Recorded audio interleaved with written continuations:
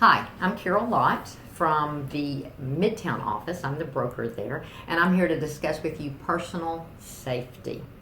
We're going to talk first about not ever meeting a stranger at any property. So then how do you meet them? Well, first we're going to try to meet unknown customers at a Crye-Leike office. Reason being, you can get a copy of their photo ID. You can introduce them to someone that's in the office, maybe your OA, something like that, just to make it a little more, I don't want to say official, but maybe just they'd be less likely to do something horrible if they knew that somebody had actually seen their face.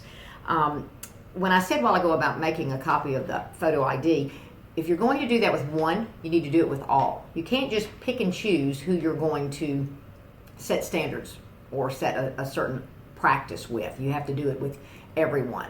Sometimes it's not convenient to meet a stranger at the office, and if not, then we still need to have something in place. Like you need to let other people know when you're expected to return. So say you're going to leave the office and go meet someone at a property. Just make sure the OA or one of the people that are in your office, or your spouse or your children, know, hey, I should be back between 12 and 12:30. Something along those lines, just so everybody has a better understanding as to how long you think you'll be gone. Sometimes you can't meet at the office. You have to meet at a property. For example, if someone lives in Lakeland and they want to see a house in Arlington and you're at the Midtown office, it would not make any sense in the world for them to come to Midtown to turn around and go back to Arlington. So you have to be smart, but say that you didn't have a good gut feeling about meeting that person. Why don't you meet at the Arlington office? Why don't you say, great, we're going to go look at that house. Let's meet at the Arlington office, Crye-Leike branch on Highway 64, and we'll leave from there. And then you can put the same procedures into practice. You can have a copy of their ID, or you can introduce them to the OA, whatever you feel like you need to do. Go with your gut. Like I just said, if you don't feel right, sometimes on a phone call you don't feel right, but if you get to the property or if you get to the office to meet them and you don't feel right, your gut's just telling you something's not exactly like it should be, walk away.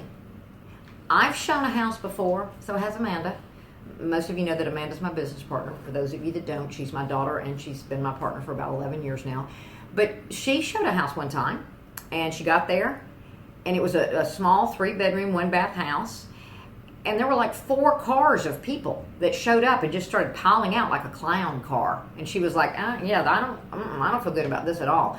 She left the property. It was vacant, she didn't really feel bad until after she'd already unlocked the door, because then people just kept coming. So she left, and she called the listing agent. She said, you need to go back and lock up your property, because I just had a situation that I wasn't going to put myself in, and I've left them at your property.